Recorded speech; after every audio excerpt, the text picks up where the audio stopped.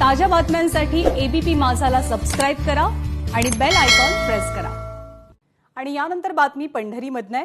दिवाळीनंतरच्या बाजारपेठांमधल्या गर्दीनंतर आता राज्यावर कोरोनाच्या दुसऱ्या लाटेचं संकट घोंघावत आहे। त्यामुळे यंदाची कार्तिकी वारी आपापल्या घरी राहूनच साजरी करावी असं आवाहन मुख्यमंत्र्यांनी सुद्धा केलंय। जिल्हाधिकारी मिलिंद शंभरकर यांनी वारकरी आणि भाविकांना चंद्रभागेवरती येण्याचं टाळा असं आवाहन केलंय।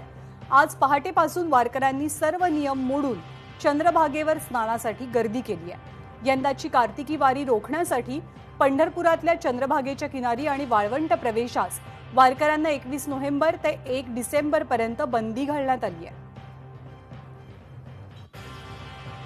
नाही वारकऱ्याला अशी बंदी करायलाच नाही पाहिजे। वारकरी येतात देवा करता 2 दिवस आंघोळ करणार, दर्शन करणार, चालले जाणार, हे आनंद आहे लोकांना।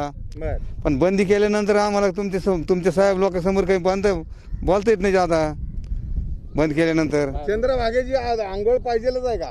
पाहिजे ना। आंघोळ ही वारकऱ्यासाठी पांडुरंगापेक्षा बी महत्वाची आहे। चंद्रभागेची आंघोळ, चंद्रभागेची आंघोळ पहिला मंदिर का बंद ठेवीना, पण चंद्रभागेची आंघोळ चालू ठेवा पाहिजे यांनी सरकारने। तुम्ही पैठणवरचे का? आम्ही पैठणचेच। आम्ही आता काय इथं तर स्नानाला आलाय का तुम्ही? स्नानाला आता चाललो, आता स्नान करायला, पण रस्त्यातच अडवलं होतं। पण त्यांना सांगितलं वा आम्हाला अजून 1 दिवसाचा टाइम आहे, 1 दिवस आम्ही चंद्रभागेत आंघोळ करणार, नामदेव पायरीचं दर्शन घेऊन आम्ही जाणार। वारकऱ्यांना जाता आलं पाहिजे, कारण की यांचे आयुष्याच्या पिढीचे दर्शन झालेले, कारण की पिढीपासून जे चालत आलेले ते चालतच हवं ही आमची विनंती आहे।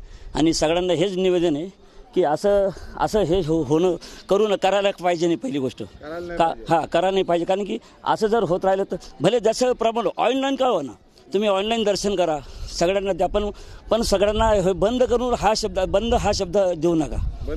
नाही योग्य नाही। त्यांनी त्यांच्या सुविधेप्रमाणे सगळ्यांना प्रयत्न केले पाहिजेत की व्यवस्थित त्यांचं दर्शन वगैरे झालं पाहिजे आणि चंद्रभागेत त्यांनी स्नान पण केलं पाहिजे।